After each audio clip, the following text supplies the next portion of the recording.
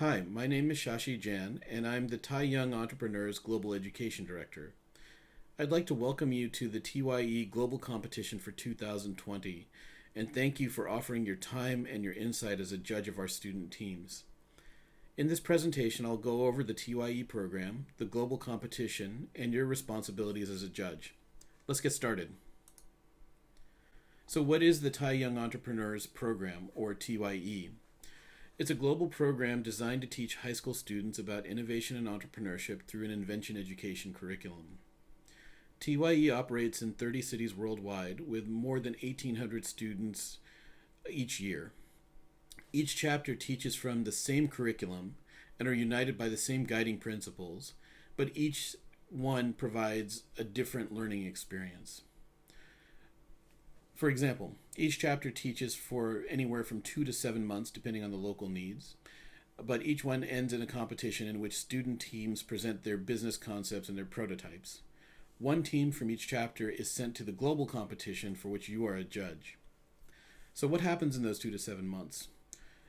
Students basically are learning experientially. They build startups around their own ideas, and they treat them like real businesses. This is not a business plan competition where students write about their businesses. The students are expected to build something as a team, and they're doing so using modern skills and techniques, the same that any other entrepreneur would do. The customer discovery and validation, rapid prototyping, lean canvas, storytelling, and presentation techniques. About the program, let's talk about the global competition. As I mentioned before, each chapter sends in one team representing their chapter. This year for 2020, we have 24 presenting teams, 13 from North America, 9 from India, and 2 from Australia. In years past, TYE Globals happens in person with a remote component. This year, we're 100% virtual. It's a 2-day competition. The first day is semifinals, where we have 4 tracks of 6 teams being judged by a set of judges from all around the world.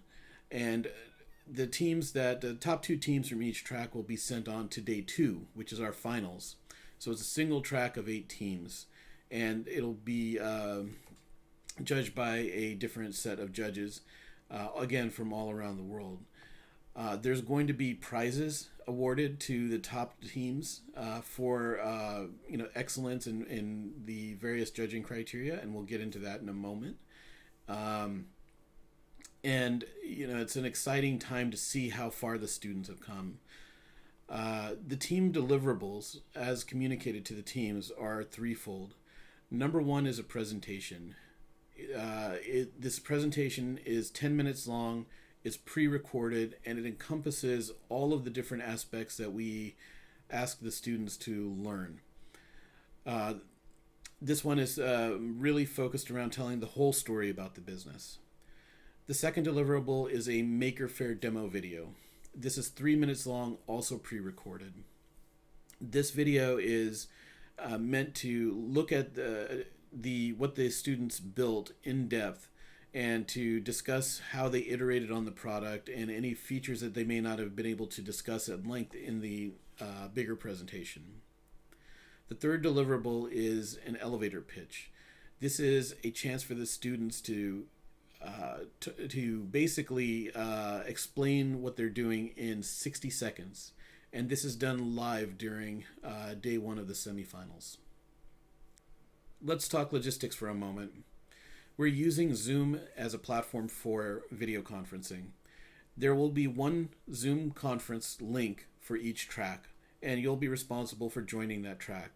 Students will also be joining into that conference and will be able to interact with you. The audience will receive the stream through a webinar format, meaning there's not going to be any interaction with them. You'll be able to view the presentations and then ask the students questions in a Q&A format. We'll talk about that in a moment here. So now that you know a little bit about the competition, what are your responsibilities? They're threefold, actually. Number 1 is you need to rate the presentations. We have a scorecard online, and we'll put the link to that in this presentation for you to click on and learn more about. You'll rank the team's behaviors from 1 to 10, where 1 is they show basic form of the behavior and 10 is very advanced. In rating the presentations, we also want you to provide at least 3 pieces of actionable positive feedback. The scorecards are going to be shared with the teams, so we need to make sure that you're providing your best effort here. And really the goal is to ensure that students feel like entrepreneurship and innovation can be their career path. So we're not trying to discourage them from trying. We want to make sure that we're encouraging them to do more, to do better, and to extend themselves and see themselves as the solution. So, job number 1 is the most important. Job number 2 is to assign your prizes. There's 24 prizes in total. For the semifinals, we are going to advance the top 2 teams per track to the finals. Those are up to your discretion, which 2 that you want to push forward. But in general, they're going to be the best of your track. We're going to award cash prizes in one of 4 categories. Actually, in 4 categories. So there's 250 each for each prize, and then 4 tracks, so a total of $4,000. You're also going to award best elevator pitch, and there's going to be one of those per track. It's a $250 prize, and then so a total of $1,000. So in the finals, we're going to bring together those 8 teams, and we're going to award them 3 big prizes. The best overall, they get $3,000. The first runner-up gets $1,500, and the second runner-up gets $1,000. This is a little bit tougher because you're bringing the best of the best from all the 4 tracks, and the winners really have to exemplify the best learning in the program. And this is an important point. What you're doing is awarding the behaviors that we want to see, and we'll talk a little bit more about that in the judging criteria in a moment. There's another set of prizes for this Maker Faire video. There's going to be exactly one of those prizes that can be won by any one of the 24 teams. So the judges for that section are going to view the videos prior to day 1 of the competition and choose one winner of a $500 prize. Your last responsibility is to complete some pre-work. So we have a video overview of the judging scoring card, and we'll link that up here so that you can more easily view that at your leisure. Number 2 is to download and install the Zoom client on your system. Whatever laptop or desktop system you're going to use, or if you're going to use an iPad or an iPhone, please download the client.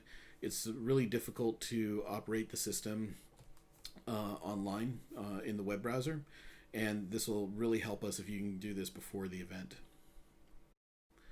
All right, so now that we've seen a little bit about your responsibilities in the program, let's take a little bit closer look at the details. This is a slide meant for your reference, so feel free to pause it and look at it in depth. But what I want you to take away from here are all the details of the event. So day 1, again, we're going to have 4 tracks. You can see in here which teams, which chapters are going to be presenting in each track. The timing will be sent to you by email, and will be placed on your calendar as well if you're a judge for one of these tracks. Again, each track is going to have 4 different prizes in the categories. So best customer validation, best execution, best business model, best teamwork, and then 1 for the best elevator pitch. So this Maker Faire prize is a $500 prize. That's going to be judged separately of the tracks, as I had mentioned before. So for track judges, there's going to be 3 of you per track. Again, you're going to be seeing the 10-minute presentation recorded, followed immediately by a 1-minute elevator pitch, which is live by the teams joining in. And then you're going to have 5 minutes of Q&A with the teams. to clarify any points, to expand on anything you didn't see in the slides, and to make commentary as well. We'll give you 3 to 4 minutes to transition to the next team. So in total, you can expect about 20 minutes per team, and it'll move pretty quickly. There'll be someone there enforcing the timing as well, so you don't have to worry about teams running too far over or anything like that. All of this information is going to be available to the teams as well, so they'll be able to see the not only the judging criteria, but also the how you'll be judging as well. If you are part of the Maker Faire judging teams, you'll get access to the videos. There'll be 24 of them, and your job is to view them by day one, and then by day one get together with the other judges and choose the winner of the $500 prize. Now, after day one, you can see that 2 teams will be passed on to day 2. There'll be 1 track of 8 teams. There will be nothing pre-recorded here. If you're a day 2 judge, there'll be 3 of you. You will have 8 total teams to work with. There'll be 10-minute live presentations followed immediately by 5-minute live Q&A with the judges. And you'll have 3 to 5 minutes of judging time to write down and fill out the scorecard just as before. Although I will say your job will be a little bit harder because these teams will be really amazing. Again, you're going to be awarding the top prizes of the competition. So now that we've seen the layout of the program, let me give you some advice as a judge. This is coming from 5 years of experience in TYE competitions and a lot of experience judging student competitions. I'm going to have some do's and don'ts, and I'm going to start with the don'ts first. Number 1 is it's very easy to see some of these teams that have gotten to the finals as very advanced and very mature, but they are still student teams. And what I would advise you is don't judge the teams solely based on the scalability and fundability of the project. While some of them may be very scalable, very fundable by VC standards, we're not judging by VC standards here. We're judging by a different set of criteria, which we'll go over. Number 2 is don't play favorites. Judge by the merits of the work done. And what do I mean by favorites? Well, sometimes you may have a preference, or you may really like social enterprises, for example, and you may have a soft spot for them. You may put them at a higher standing in your mind than any other types of businesses, and you may highly rank them where they may not merit it. But what I would ask you is, if you have that kind of preference, step back and make sure that you're actually judging on the merit of the work done. And if you are not sure what work was done, or you want to clarify, be sure to ask them in the Q&A. That leads me to my number 3 is don't make assumptions. Always ask the students.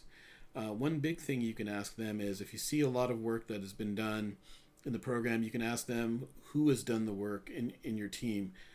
Was any of this work done outside of the program? Be sure that you definitely ask the students. They're ready for your tough questions. That said, number 4, don't be excessively negative. What we're trying to do is encourage the students to become entrepreneurs.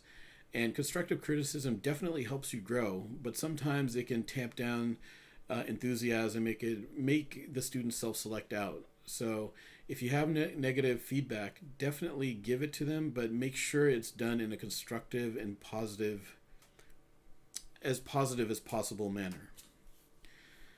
Number 5, we'll be giving you the judging criteria. Please don't stray too far away from that. Don't be, for example, asking detailed financial questions. That's not in the judging criteria. If there's something that you're not sure of, be sure to ask us before the competition, and we'll be happy to clarify it. That said, when you see the criteria, don't focus too much on any one area. Remember what I said about playing favorites? Well, playing favorites with the criteria is the same way too. The judging criteria are fourfold. There's 4 big areas, and they're all equally weighted. So if you are the type, and I'll confess that I'm the type that really loves the rapid prototypes and the amount of execution that the students do, you've got to understand that they're equally weighted, and you can't judge by one area versus another. Now, when it comes down to awarding prizes, you can say this team did more than another team, and the scorecards will help you calibrate on that. But again, they're all equally weighted. So, what are now that we've looked at the don'ts, what are the do's? Absolutely, number one, ask tough questions. Remain within the judging criteria, but if you have domain expertise, draw on it to ask the student teams tough questions. They are ready for it, and they've spent months working on their businesses, and they should be able to answer your questions and comments. Definitely do be constructive and actionable in your feedback. Actionable is very key here. It's nice to say that you like something. It's nice to say that they have a hole in their plan or in their approach. It's better to say that here is the problem that I'm seeing. Here are a couple of things that you should consider or think doing or thinking about. Since the teams will be seeing your scorecards, it'll be important that you be actionable here. And number three is definitely write feedback on your judging forms. We are looking for that actionable feedback to help our teams grow, and we'll be sharing that with them. All right, so simple advice. Hopefully you'll take it to heart. And again, we'll be here if you have any questions about it. All right, so now that you've understood a little bit about the do's and don'ts, let's look at the judging criteria themselves. At a high level, there's four big criteria: the business model, customer validation, execution, and teamwork. And these have been communicated to the students since day one. They all know that they're working towards these areas. So what does that mean? Well, what we're trying to do is look for the behaviors that we want to see in each of these areas. So for business model, did they have clear customer segments? Do they have refined value propositions that are based on customer feedback? Do they have a business model? Do they have a cost model? Do they have an idea of how the business will work? Do they understand their channels and when they light up their channels? Do they have a go-to-market plan? Are they customer tested? Meaning, have they looked at, have they put the pricing, have they put the sales model in front of a customer and gotten their feedback? You may see that some of these criteria are actually connected together. So if you look at customer validation, the second criteria, have they interviewed customers? If they've interviewed customers, have they identified key insights from those interviews? Have they taken those key insights and incorporated that into the other areas, into their business model and their execution? Have they identified value props that actually are differentiable? Third is execution. This means a lot of things to different people, but here what it means is, have they built something? Have they built a mock-up of their product or service? Have they iterated with the feedback from the customers? Have they gotten any strong indications that the customer wants it? So you will see that some of the teams have testimonials from the products or from the customers. Some will have letters of intent to buy. Those are non-binding letters that indicate that a customer will buy. Some of the teams will actually have sales. Again, these are indicators of the strength of their execution. But not all the teams are required to have sales or anything like that. Just an indicator. So teamwork is a fourth criteria. Do they have a diverse team? Do they have a team that that's used their skill sets well? Do they have clear roles and tasks defined? Do they have expertise developed? Have they developed any skills along the way? Those are the kind of things that we're looking for here. And the last one is interesting here. Work and team size match basically means if they have a large team, were they able to get a proportionally good amount of work done? So these are our four criteria. These are roughly the behaviors that we want to see inside of there. And what you'll see in the next couple of slides is a representation of the scorecard in a different format and the mapping of the criteria as they fit the scorecard. I will note for you that the scorecards themselves this year are done online in a Google Doc, so they look different, but they're worded the same way. We've come a long way here. Really appreciate your time and your attention to this. I wanted to reiterate some next steps and some homework for you. So the first thing is to please review the judging scorecard. And there's a YouTube link here. We'll make sure that you can get access to it. Number two is to download and install the Zoom client on your system. We provided a link here as well. Number three is, if you have questions, please do email us. You can email Vijay Menon, who's the the executive director at TYE Global. And you can email me, the TYE Global Education Director, Shashi Jan. I wanted to wrap this up with a great thank you for helping us as a judge. Your role here is so critically important in making sure our students see innovation and entrepreneurship as a career path, and just by providing them with an unforgettable experience on their journey. Thanks, and we look forward to seeing you at the competition.